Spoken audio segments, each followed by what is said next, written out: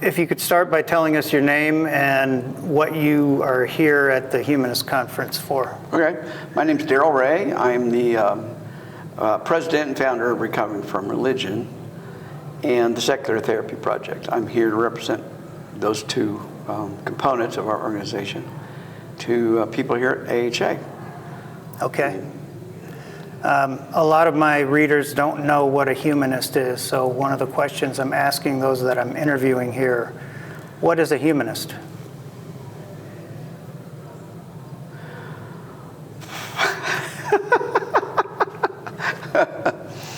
Well, a humanist is somebody that believes that human hands solve human problems.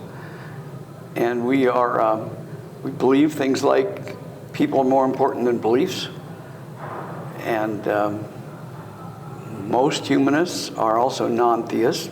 Not all, but most of them are non-theists, which means we don't think there's a need for a supernatural explanation for most anything, or anything actually. So those are just some of the elements of humanism. I think the more important thing is that the notion that human hands solve human problems. We're not praying to anybody. We're learning to get along with each other and depend on each other and being better humans in the only life that we have. That's what I would call. I'm sure there's more than what I'm telling you, but that's what I would call a humanist. Okay, thank you. As far as your organizations, what would you want if somebody came up to you on the street and said, what is Recovering from Religion and why are you involved or why did you found it? What would you say to that person? Our mission statement is to provide hope, healing, and support to people dealing with issues of doubt and non-belief anywhere on the planet. So if you're a person questioning a Hindu belief, if you're questioning Muslim, if you're questioning Baptist, you can come to us. You can call us, you can chat it into us, and we have over 400 volunteers literally in 23 time zones around the planet that are ready to answer your call or your chat and just help you deal with the issues you're needing to deal with. And we are not a conversion or a deconversion organization. We're here to just help you with your journey. We will help you find the resources you need to make the decisions you need for your life. We won't tell you what to do. That's your job. But the fact that we've got enormous resources that are vetted and well vetted and meet the specific needs of our clients, people who call us. For example, if we're raised in a Jehovah's Witness organization and you've suddenly figured out, oh, this is a cult, I need to get out. But my spouse and my kids are all still in, what do I do? That's a pretty difficult question to answer. And we can help you find the answers to that. We can help you connect with other people who are going through exactly the same thing you're going through. And they'll be non-judgmental. They'll be well-trained volunteers to help you.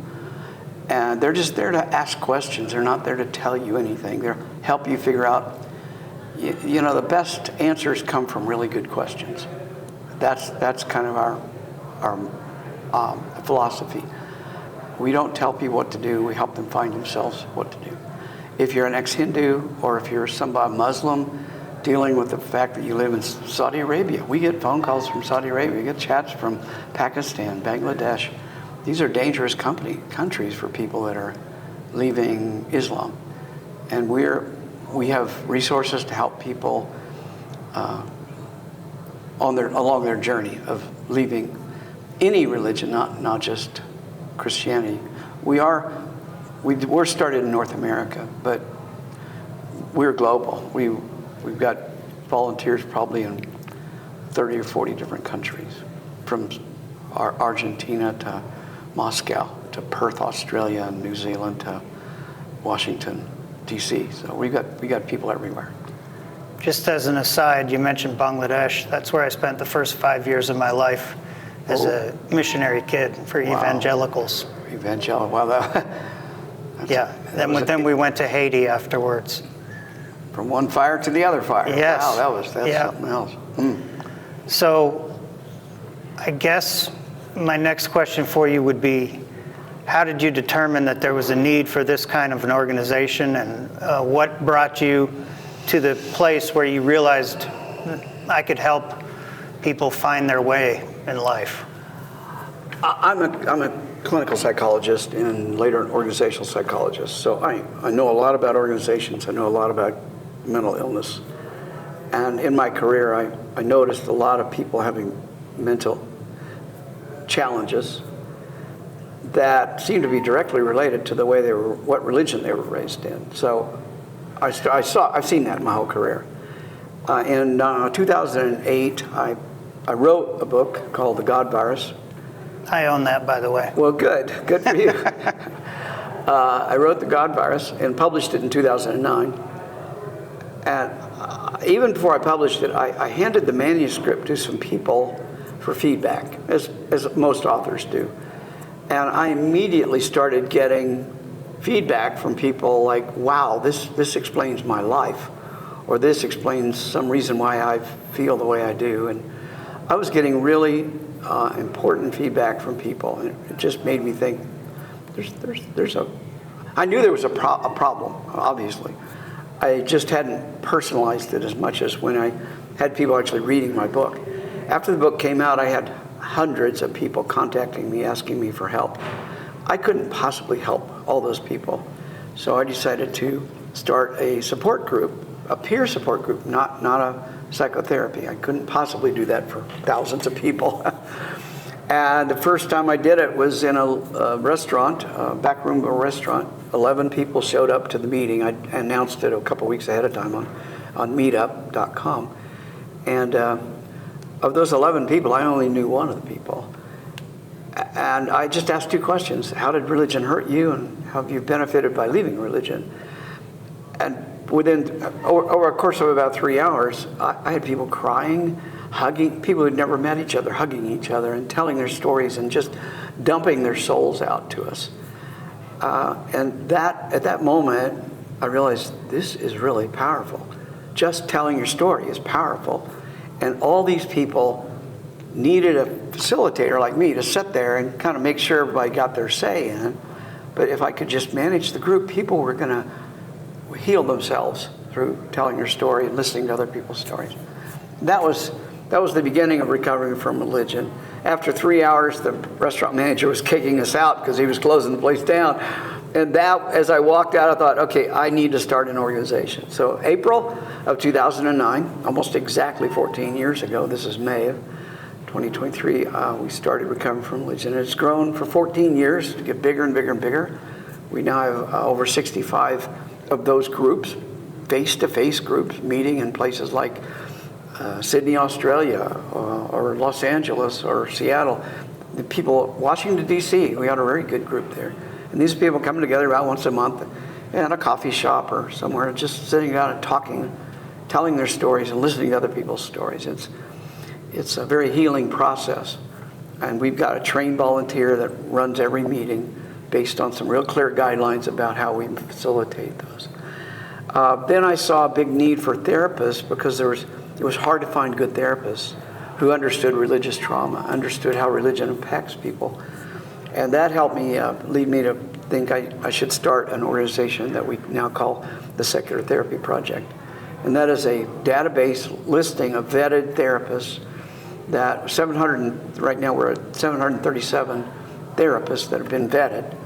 Now they have to prove to us that they're secular, that they're evidence-based, using real science, not voodoo psychology, and that they're licensed.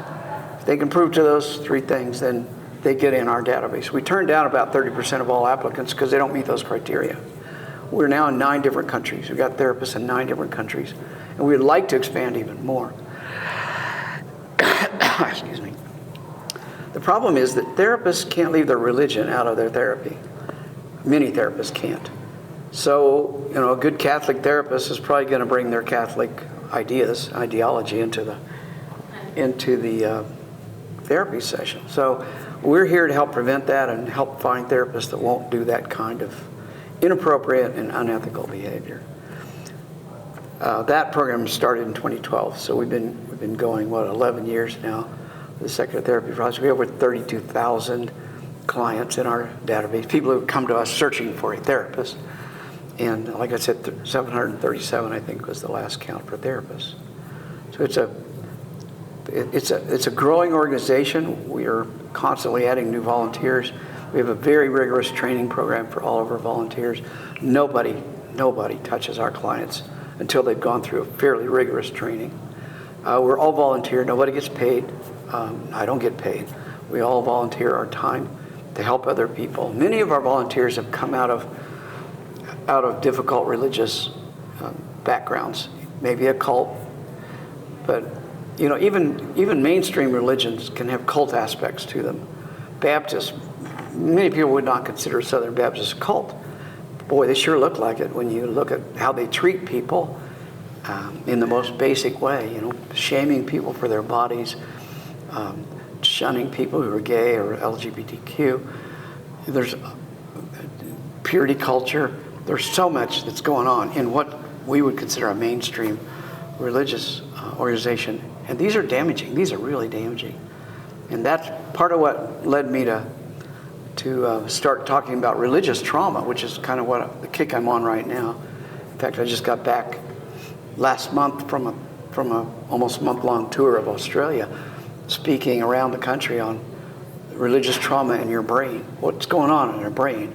Why do people have such difficulty to get over fear of hell, for example? Or why does purity culture screw up so many people's sex lives and make it hard for them to even have a relationship? Those are all things that are directly related to religious trauma. And that's what I've been speaking about and will continue to speak about. There's a lot of neurological stuff that we now understand that we didn't even know 10 years ago. And I want to educate people about that so they understand the dangers of even just a regular mainstream religion. There's real danger in purity culture. And yet, a lot of mainstream religions are teaching purity culture kinds of stuff. That's a long answer to your short question. That's okay. I promised I would only take 15 minutes of your time tops. I think we're about to hit that. Okay. What would you like to say in conclusion, if anything? How can people find you? What's your website? Yeah, well, go to recoveringfromreligion.org, and you can look at all our resources, vetted resources, so you know they're safe. They're not going to send you back to church or give you supernatural solutions. You can look at our seculartherapy.org if you want to find a good therapist. You can look at my books, The God Virus and Sex and God, two books that I think hit directly head on for the issues that most people suffer as a result of religious indoctrination.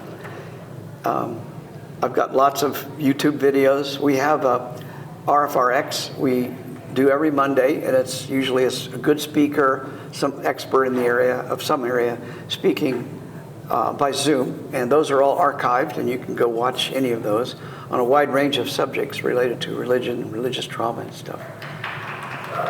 So, yeah. That's really Okay. Well, thanks so much for your time. You're welcome. Appreciate your insights.